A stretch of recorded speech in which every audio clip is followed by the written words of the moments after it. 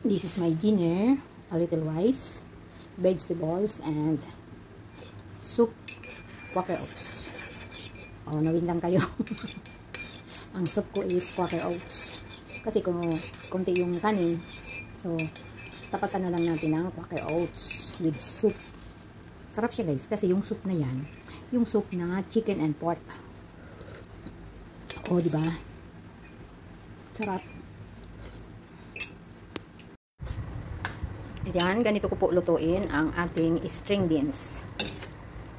Para iwas sa maraming mantika at tipid pa. Ayan, i-boil ko muna bago ko igigisa. So, ayan na po. Igigisa na lang natin sa konting mantika. Para nga, tipid ang mantika, iwas pa sa mantika.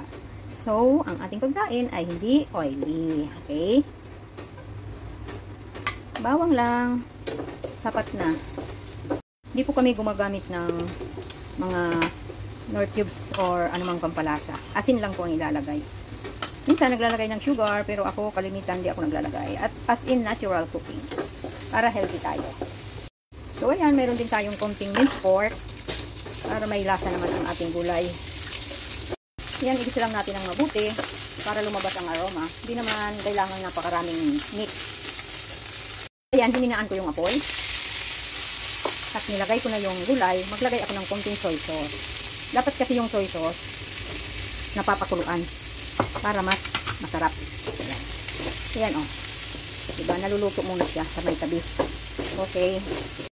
Adobong sitaw din lang naman siya guys. Kaya lang iba yung proseso. Lessen natin yung mantika.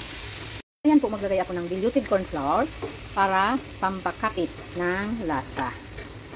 Magiging medyo malapot kasi siya, pero hindi naman napakalapot. Yung hindi water ang sauce. At konti lang. Ayan. So, it's ready. Hanguin na po natin sa magandang platter. At ayan. Sarap na sarap. Let's eat.